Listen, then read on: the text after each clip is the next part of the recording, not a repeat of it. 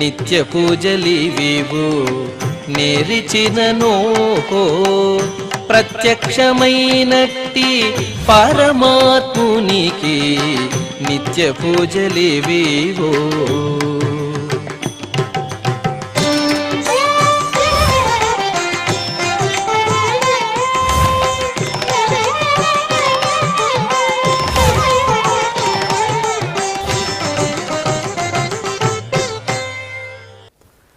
ఓం నమో వెంకటేశాయ. ఈరోజు ఆదివారము, శ్రీ క్రోధినామ సంవత్సరము, ఉత్తరాయణము, వసంత ఋతువు, వైశాఖ మాసము, శుక్లపక్షము, ఏకాదశి తిథి, హస్త నక్షత్రము, మే 19, 2024.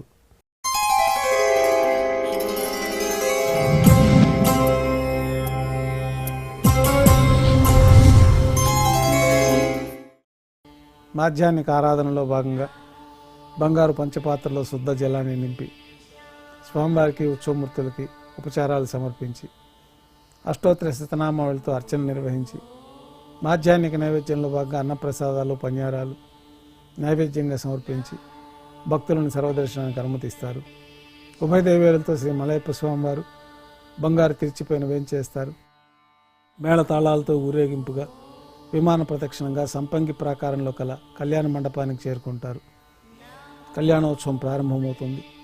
పుణ్యాహవచనం, అంకురార్పణ, రక్షాబంధనము, అగ్నిప్రతిష్ఠ, స్వామివారికి నూతన పట్టు వస్త్రాలు, అమ్మవారికి నూతన పట్టు వస్త్రాల సమర్పణ, మహాసంకల్ప పఠనం, మాంగళ్యాలకు అభిషేకం, మాంగళ్యాలకు ఆరాధన గావించి స్వామివారి తరఫున మాంగళ్యాల్ని అమ్మవార్లకు సమర్పణ గావించి ఈ సందర్భంగా స్వామివారికి, అమ్మవార్లకి కర్పూర నీరాజనం సమర్పించి విశేషమైన హోమాలతో పూర్ణాహుతి పూర్తయిన తర్వాత మాలా పరివర్తనం అనే కార్యక్రమాన్ని నిర్వహించి ఉభయ దేవేరులను స్వామివారి చెంతకు చేర్చి ఈ సందర్భంగా అక్షతారోపణం అనే వైదిక కార్యక్రమాన్ని నిర్వహించి కర్పూర నీరాజనము, నైవేద్యము, తిరిగి కర్పూర నీరాజనంతో కళ్యాణోత్సవం పూర్తి అవుతుంది.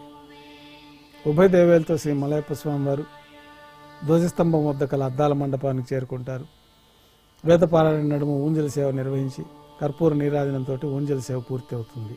పద్మావతి పరిణయోత్సవాల సందర్భంగా ఆర్జిత బ్రహ్మోత్సవము, సహస్ర దీపాలంకరణ సేవ రద్దు చేయబడి ఉన్నాయి. పద్మావతి పరిణయోత్సవాల సందర్భంగా శ్రీ మలయప్ప స్వామివారి వాహన మండపంలో స్వర్ణ గరుడ వాహనం పైన వేంచేస్తారు. మరొక పల్లకీలో శ్రీదేవి అమ్మవారు, భూదేవి అమ్మవారు వేంచేస్తారు. మేళతాళాలతో ఊరేగింపుగా దక్షిణమాడ వీధి గుండా స్వామివారు గరుడ వాహనం పైన, అమ్మవార్ల పల్లకీలో ఊరేగింపుగా నారాయణగిరి ఉద్యానవనంలోని పద్మావతి పరిణయోత్సవ మండపానికి చేరుకుంటారు.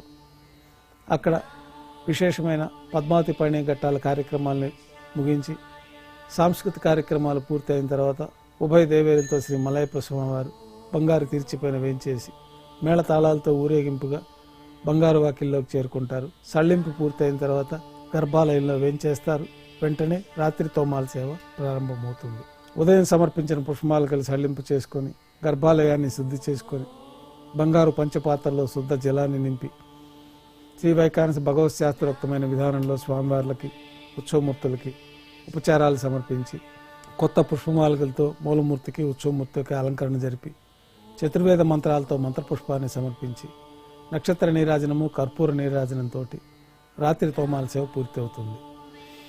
తులసీదళంతో అష్టోత్తర శతనామావళితో అర్చన నిర్వహించి రాత్రి నైవేద్యంలో భాగంగా అన్నప్రసాదాలు, పన్యారాలు ఘంటానాథం మధ్య నైవేద్యంగా సమర్పించి తిరువీస నైవేద్యం పూర్తయిన తర్వాత భక్తులని సర్వదర్శనానికి అనుమతిస్తారు. కొద్ది విరామం తర్వాత ఏకాంత సేవలో భాగంగా రాత్రి సమర్పించిన పుష్పమాలికలు సల్లింపు చేసుకొని గర్భాలయాన్ని శుద్ధి చేసుకొని బంగారు పంచపాత్రలో బ్రహ్మ తిరువారాధన కోసమై బంగారు బిందెలోని తీర్థాన్ని సమర్పించి ఏకాంత సేవలో భాగంగా కౌతుక బేరమైన శ్రీ భోగ శ్రీనివాసమూర్తి వారిని బంగారు పట్టు పాన్పు పైన వేంచేపు చేసుకొని ఈ సందర్భంగా భోగ శ్రీనివాసమూర్తి వారికి దారోష్ణమైన గోక్షీరము, జీడిపప్పు, ద్రాక్ష, కలకండ కలిపిన మిశ్రమం నైవేద్యంగా సమర్పించి కర్పూర నీరాజనంతో ఏకాంత సేవ పూర్తి అవుతుంది. ఓం నమో వెంకటేశాయ.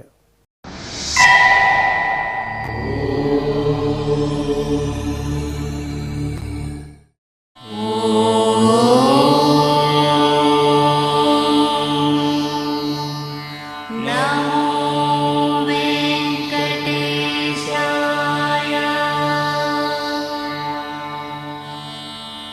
Oh